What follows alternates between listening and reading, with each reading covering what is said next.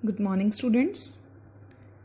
Today in this class, we are going to complete exercise 8.3, question number 7 to question number 12. What is the question number 7? Question number 7 is Maria invested rupees 8,000 in a business. He would be paid interest at 5% per annum, compounded annually. Find, first part है the amount credited against her name at the end of the second year. अब principal given है, rate of interest given है and time 2 साल के and में पता करना है कि 2 साल के बाद उसको कितना अमाउंट क्रेडिटेड हुआ उसके नाम पे. Clear? So Maria invested rupees 8,000 in a business, means it will act as principal, rupees 8,000. Rate of interest 5% per annum, compounded yearly है और टाइम क्या है एन 2 years. सिंपली आप फॉर्मूला में पुट करोगे और उसको सॉल्व करोगे, you will gate 8,820. Therefore the amount of rupees 8,820 credited against her name at the end of the second year. अब देखो इसका ही सेकंड पार्ट है, find the interest for third year. अब सिर्फ तीसरे साल का कितना इंटरेस्ट है वो पता करना है. तो जब तीसरे साल का पता करना है then we will find the SI for the third year. In this we will take 8,820 as a principal. So to find simple interest for the third year, take rupees 8,820 as principal, rate 5% and time 1 year. क्योंकि third year का पता करना है, ये नहीं कि अब आप 3 साल ले लो, ठीक है, ओनली थर्ड ईयर का पता करना है. तो टाइम कितना हुआ 1 ईयर. एसआई के फॉर्मूला लगाओगे, पुट करोगे, आंसर आएगा ₹441. Therefore interest for third year is equal to ₹441. That is the answer. Next is question number 8. Find the amount and the compound interest on rupees 10,000 for 1.5 years at 10% per annum, compounded half yearly. Would this interest be more than the interest he would get if it was compounded annually? Means 10,000 rupees जो principal है उसके ऊपर 10% rate of interest है और 1.5 years time है. अब इसको compounded half yearly भी फाइंड करना है और कंपाउंडेड एनुअली भी, और कंपेयर करना है दोनों को. Clear? Firstly we will do the compounded half year. Principal 10,000, rate of interest 10,000 per annum, half yearly है तो रेट को क्या करोगे 2 से डिवाइड कर दोगे हाफ, और टाइम को क्या कर दोगे डबल. पहले इसको कन्वर्ट कर रहे हैं इम्प्रॉपर फ्रैक्शन में, then we will multiply it with 2 and get the half years. 3 half years. Time क्या है 3 half years. Now you have to put all the values in the formula and you will get rupees 11,576.25. तो compound interest क्या आ जाएगा, amount minus principal. 11,576.25 minus principal क्या था 10,000. तो CI क्या आया 1,576.25 रुपीज. अब बी पार्ट है कंपाउंडेड ईयरली. सेम क्वेश्चन कोई अब ईयरली कन्वर्ट करना. 10,000 प्रिंसिपल है, रेट ऑफ इंटरेस्ट 10% है, टाइम 1.5 ईयर्स है. अब कंपाउंडेड ईयरली है तो टाइम भी चेक करना है कि टाइम होल नंबर होना चाहिए. तो firstly we will find the amount for 1 year. Firstly we will find the amount for the whole year, that is 1 year. 1 year को फॉर्मूला में पुट करके आपने जब अमाउंट निकाला then you will get ₹11,000. Now for the next half year 11,000 will act as the principal and we have to find the SI. You have to put the formula of the SI, Put the values. Principal is 11,000. Rate is 10%, same. और time क्या है, half year का पता कर रहे हैं next का, तो 1/2. जब आप इसको सॉल्व करोगे you will get ₹550. Total amount क्या होगा, 11,000 प्लस 550, 11,550 रुपीज. जब CI निकालोगे amount minus principal you will get 1,550. अब देखो क्लियर है कि एनुअली में कंपाउंड इंटरेस्ट ये आ रहा है और हाफ ईयरली में ये आ रहा है. Clear? Then yes, the interest compounded half yearly be more than the interest compounded annually. That is the answer. Next is question number 10. The population of a place increased to 54,000 in 2003 at a rate of 5% per annum. Find the population in 2001. First part में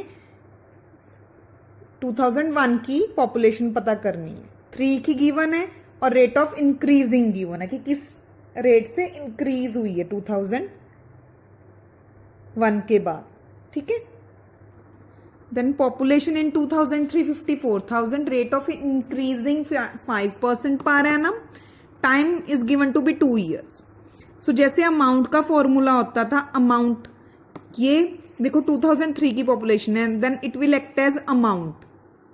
ठीक है, लिखेंगे population in 2003 amount equal to principal 1 plus rate by 100 raise to power n. लेकिन यहां पे क्या change कर देंगे, पॉपुलेशन इन 2003 जो है वो अमाउंट की जगह लिखा जाएगा और प्रिंसिपल की जगह क्या लिखा जाएगा, पॉपुलेशन इन 2001. कि 1 से 1 की हमने पता करनी है, 1 क्या है, it will act as principal. तो आप फॉर्मूले में पुट करोगे values 54,000 equal to population in 2001 हमने पता करना है, उसको एज इट इज लिख लेंगे 1 plus 5 by 100 raise to power 2. 5 1 जा 5, 5 20 जा 100. इसको एलसीएम से सॉल्व करोगे 21 बाय 20 रेज टू पावर 2. अब देखो 2 टाइम्स ओपन कर लोगे इसको, 21 बाय 20 इंटू 21 बाय 20. तो जब ये राइट साइड का नंबर लेफ्ट में जाएंगे तो क्या हो जाएंगे, रेसिप्रोकल हो जाएंगे. 54,000 इंटू 20 बाई 21 इंटू 20 बाई 21. जब आप इनको कट करोगे तो क्या आ जाएगा, पॉपुलेशन इन 2001 आ जाएगी. ये क्या आई, 24 लाख बाय 49. जब आप इनको डिवाइड करोगे क्या आएगा, 48,979.59. अब पॉपुलेशन डेसिमल में तो हो नहीं सकती, इसलिए अप्रोक्सीमेशन में निकालना पड़ेगा आपको. नेक्स्ट ले लोगे आप, राउंड ऑफ कर लोगे इसको, 48,980 अप्रोक्सीमेटली ये पॉपुलेशन थी 2001 में. इसी का सेकंड पार्ट है, what would be its population in 2005. अब 2005 मतलब फ्यूचर, 2003 की गिवन है, 2005 फ्यूचर हो गया ना, तो 2000. Second part, what would be its population in 2005. First part में 2001 की पता करनी थी, अब 2005 की पता करनी है. The population in 2003 given to be 54,000, rate of increasing 5% per annum and time is 2 years. अब देखो 3 से 5 की पता करनी, तो 5 फ्यूचर ईयर हो गया ना अकॉर्डिंग टू 2003. तो वो कैसे एक्ट करेगा, amount, as a amount act करेगा. और population in 2003 now will act as principal. So you have to write down the formula and put the values. When you solve it you will get population in 2005 equal to 135 into 21 into 21. That means 59,535. That is the answer. Next is question number 11. In a laboratory, the count of bacteria in a certain experiment was increasing at the rate of 2.5% per hour. Find the bacteria at the end of 2 hours if the count was initially 5,06,000. Bacteria initially means principal 5,06,000, rate of interest 2.5% per annum, time 2 hours। Formula लिखोगे, formula में values put करोगे और solve करोगे। यहाँ पे देखो जो rate of interest है वो डेसिमल में गिवन है, तो 2.5/100 when you will solve it you will gate 25/1000। 25 ones are 25, 25 40s are 1000. Then you have to solve by taking the LCM of it. 40 plus 1, 41/40 whole square. You will open it 2 times. When you cancel it, you will get 1265 into 41 into 41/4. After solving it, you will get 21,26,465/4. Means when you divide, you will get 5,31,616.25. That is the bacteria at the end of 2 hours. 5,31,616.25.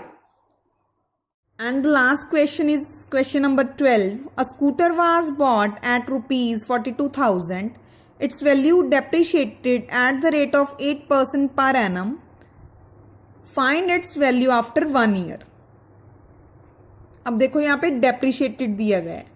जब भी depreciation, कोई भी आप नई चीज जैसे आप खरीदते हो, स्कूटर, कोई भी मशीनरी है जो, ठीक है, उसकी जब आप उसको दोबारा सेल करते हो तो आपको ये बात पता है कि उसकी डेप्रिशिएशन हो चुकी होती है, तो वो उतने अमाउंट में नहीं बिकती जितने में आपने उसको खरीदा होता है, राइट। तो यहाँ पे याद रखना है डेप्रिशिएटेड के मामलों में आपने, इन क्वेश्चंस में आपने क्या करना है कि जो फॉर्मूला है, फॉर्मूला वही रहेगा, बस जहाँ पे 1 प्लस रेट बाय 100 लिखते हैं वहां पे 1 माइनस आ जाएगा। देखते हैं चलो कि कैसे करना है। A scooter was bought at rupees 42,000, principal 42,000 हो गया, rate of interest 8% per annum, time 1 year, amount equal to principal 1 minus r by 100 raise to power n. अब यहाँ पे माइनस क्यों आया? डेप्रिशिएटेड की वजह से। क्यों? क्योंकि उसने डेप्रिशिएटेड यूज किया है कि डेप्रिशिएशन हुई है मशीन की। तो आप वैल्यू पुट करोगे, सॉल्व करोगे, you will get the answer 38,640। Therefore, value of scooter after 1 year equal to rupees 38,640. That is the answer. Thank you, students.